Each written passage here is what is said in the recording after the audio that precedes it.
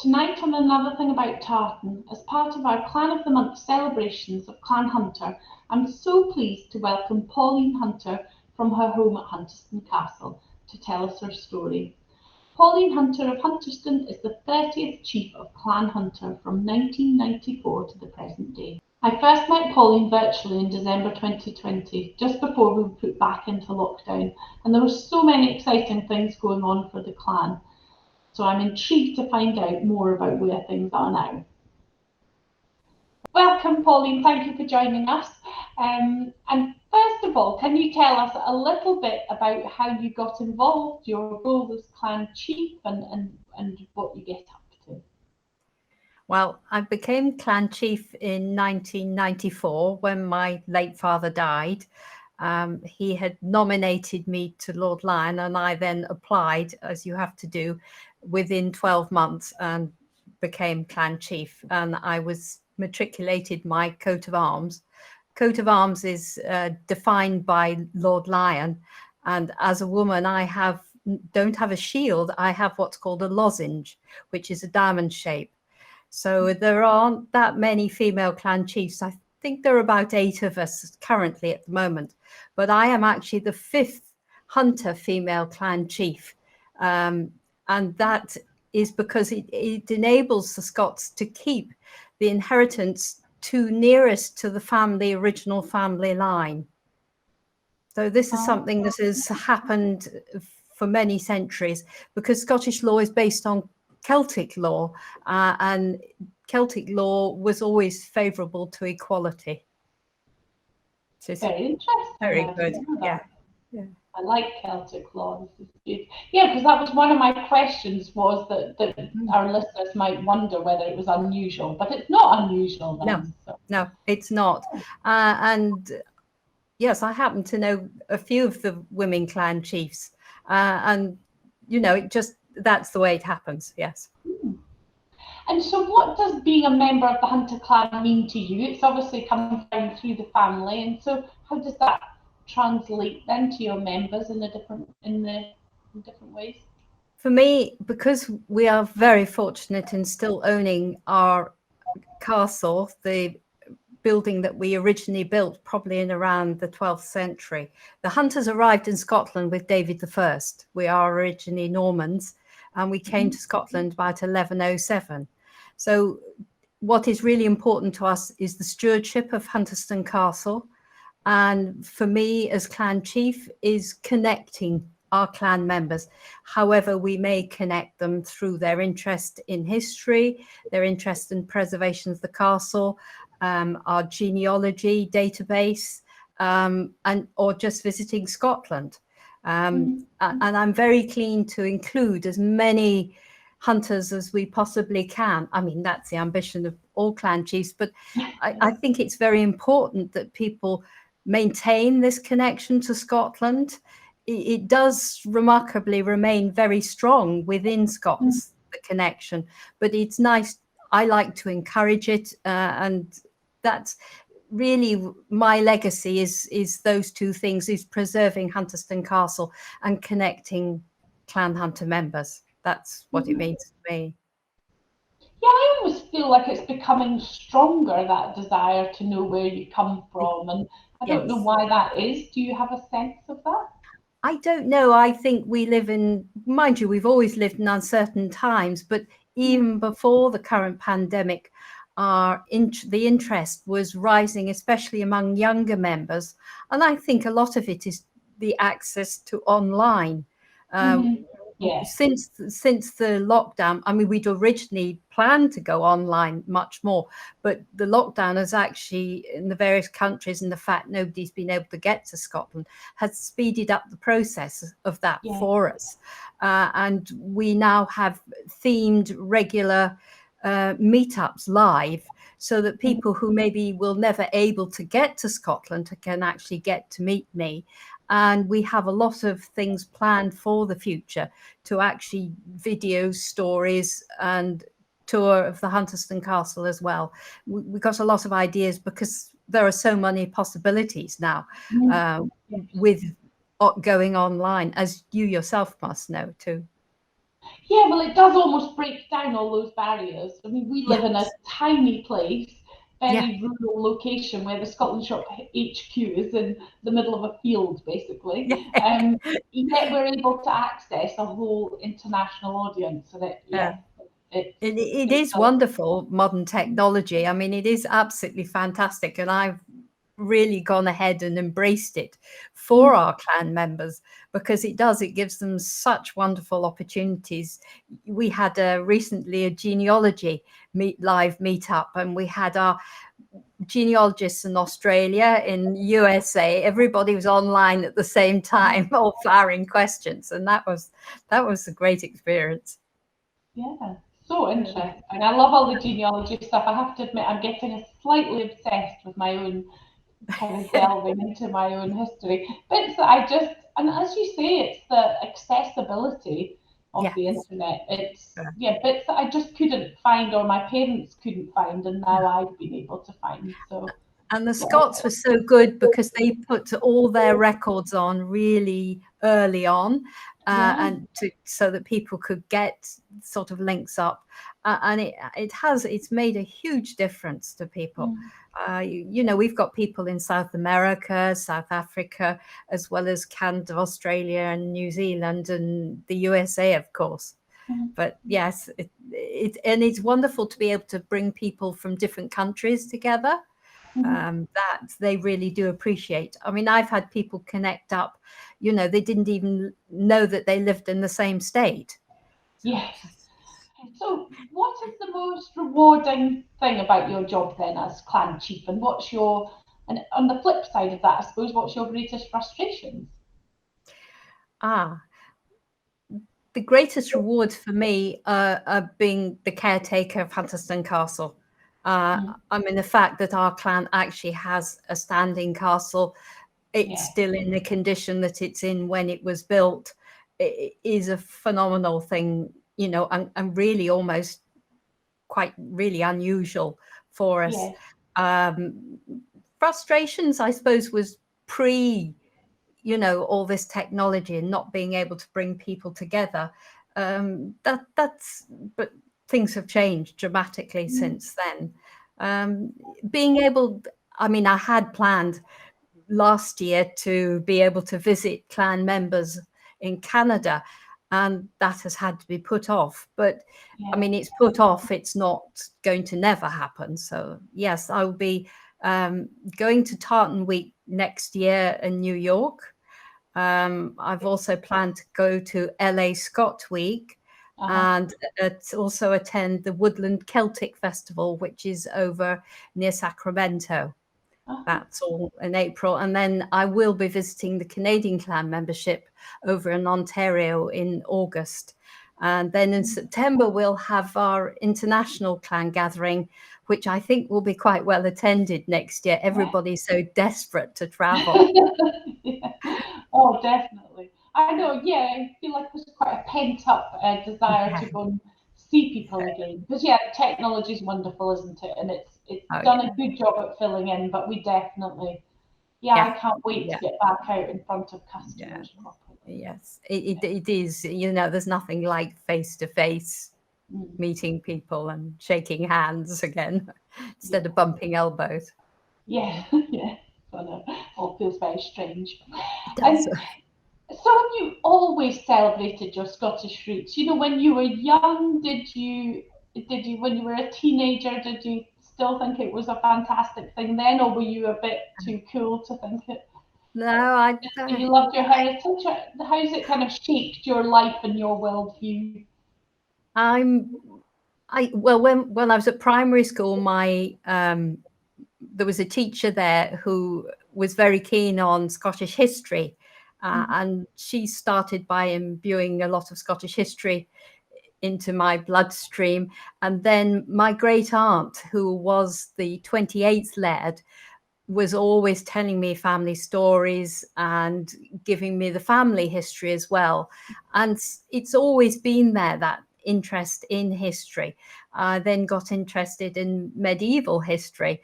And just when I became clan chief, that, of course, all the history and related to the Scottish experience over centuries, you know, where the hunters have been involved and what's happened, like the finding of the Hunterson brooch, are links to the Vikings, the last attack on mainland Britain by the Vikings with the Varg's Battle of Largs, and also just Cromwell coming up to Scotland. He didn't knock down Hunterson Castle, as was his usual mode, but the hunters had to remove themselves, or they judiciously removed themselves to Little Cumbria, so to keep safe.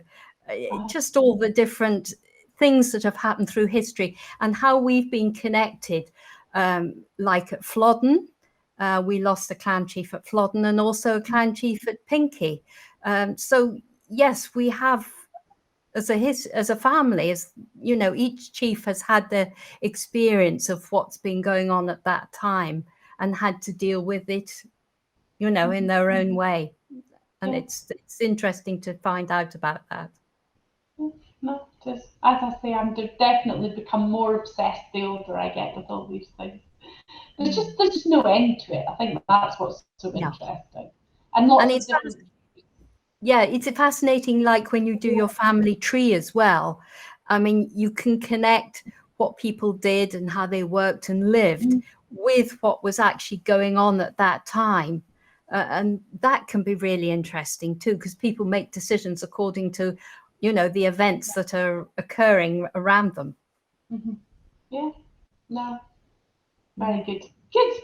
And so then, going back to the society, do you need to be Scottish or a hunter to join the society? And how do people join? This is your sales pitch then. What would I expect from being a member? Well, as a member, we just encourage people who have got hunter ancestry to come and join our membership. And we also include people who may just be interested in the castle or castles in Scotland as well. They can become associate members. We then go out and encourage members to support the clan by going to their local festivals and gatherings and Scottish events, much the same as you do with your shop going, you know, as you are to Tartan Week and other places like that. Just generally making people aware that we exist and that we are a thriving, living entity, and that we have a wonderful community of people who are really happy to share their family histories, their genealogies, and everything else to do with their hunter ancestry. Yeah, fantastic. And the last time we spoke, you were moving towards making the castle a charity and you were looking at a big restoration project. So how's that going? And can you tell us a bit more about Hunterson Castle and its history? Well, Hunterson Castle was built probably in around the 12th century. So that would have been just before in the 13th century, that would have been just before the Battle of Largs in 1263. Originally, the family would have built in stone, but then, of course, in wood, and then they built in stone to make sure that they were more secure and everything. We are in the process of getting together all the documentation that we require for becoming a charity. And the aim of the charity is to make sure that Hunterson Castle is preserved for posterity, for all of those who have hunter ancestry and heritage, not just the hunter family. It's very much about, it aligns with the membership, which is about bringing people together and celebrating our shared history and Scottish heritage. And it's about encouraging people to come over if they can, to enjoy and experience it firsthand. So we hold international gatherings every 3 years for everybody. But in between that, I also hold a small annual event if people aren't able to come over for the international festival. We hold a smaller event in the autumn around the Largs Viking Festival. So we need to be a hunter to attend that, or a member of the... Yes, it is. It's a hunter membership to attend the international gatherings, although we have upon occasion had people who have just had a genuine interest in Hunterson Castle and its preservation. And we're not exclusive in that way. Is the castle then open for visitors? So if I'm in the area, I can come visit, or is it by appointment? Yes. Or Yes, the castle is open for visitors, but it is by appointment. We have an online booking system, and you book to come. At the moment, we ask everybody to wear masks in the castle, but we have been open since May.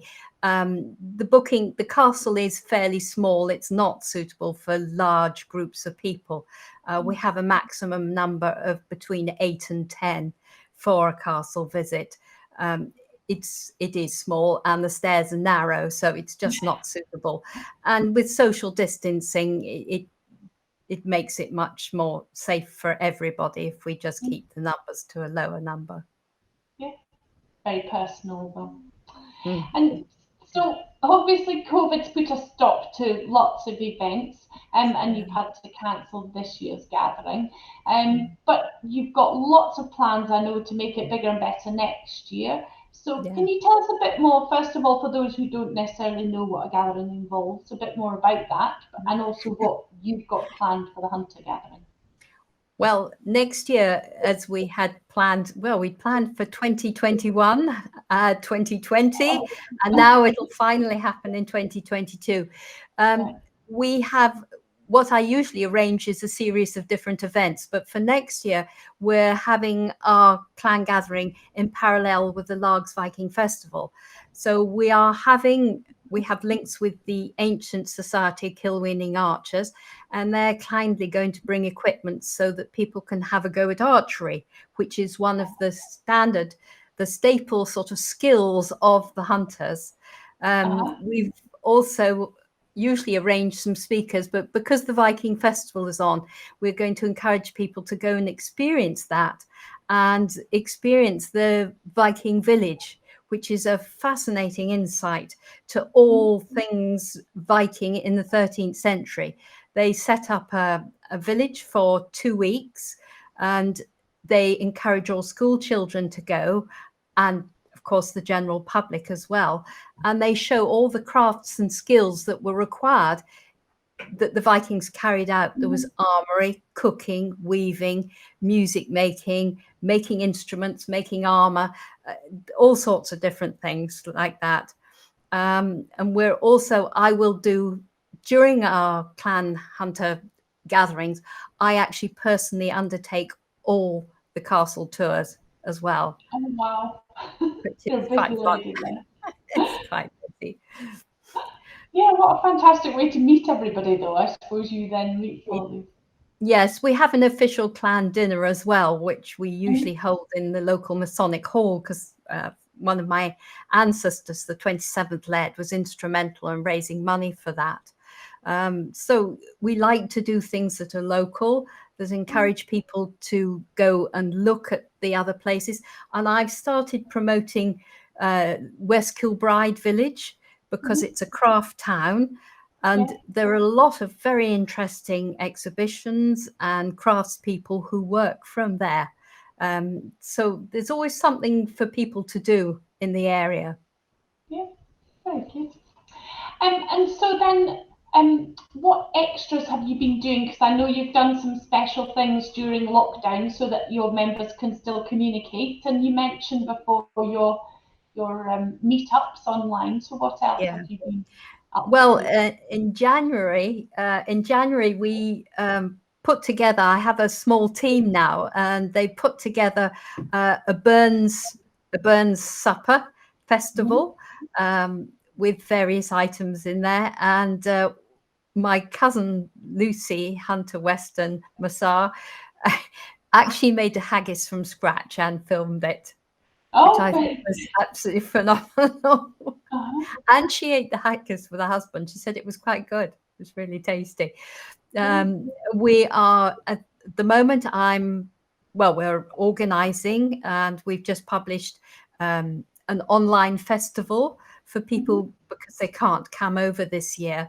And we've got various speakers. Lord Lion has kindly offered and done us a very nice opening speech. I've got Donald MacLaren of MacLaren speaking. Somebody from the Ancient Society of Kilwinning Archers is also speaking. And I've done a short castle tour as well to give some people some insight into Hunterson Castle. Wow. So in terms of, you're so active, it's just amazing all the things you do. In terms of clan size then, is Hunter a fairly small clan or a big clan? How does it? I don't know. I suppose we're in the sort of mid-range of clans. The Hunter surname itself is very common, and we are looking to increase our membership, of course. But yes, I suppose we're in the mid-range of clans. We're not some of the massive Highland clans, but yes, we're becoming more visible. Yeah, well, and no wonder with everything you do. It's fantastic. So let's move on to tartan, because as you know, we do love our tartan. So as well as Hunter Modern and Hunter Ancient variations, you also have the Hunter of Hunterson set. I feel like I should have a bit to hold up. That's ridiculous. I've got a piece next door as well. I have it behind me. Oh, of course. Oh, how ridiculous. Yes, I have it behind me. So in 1984, my eldest brother was working with my father, and they got Stuart Davidson, Captain Stuart Davidson, the founder of the Tartan Society, to create a tartan that was exclusively for the Clan Hunter, because the Hunter Ancient and Hunter Modern are actually shared with 3 other families. So this tartan was created specifically for the hunters, and all the colours had significance. The blue and the green are representing the sea, because Hunterston is next to the sea, and the green, the land of Hunterston.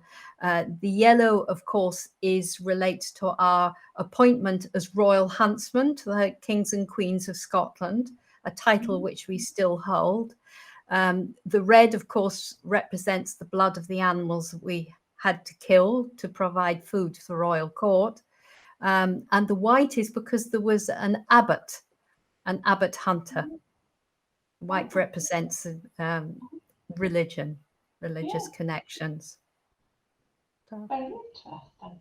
And so that's available through yourselves, is that correct? Yes, at the moment it's just available through the Clan Society. We're hoping eventually to publish it and make it available more widely.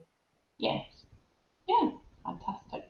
And so then, obviously, is that your favourite of the Hunter tartans? Which is your favourite? Oh, yes, I'm afraid so. No question about that.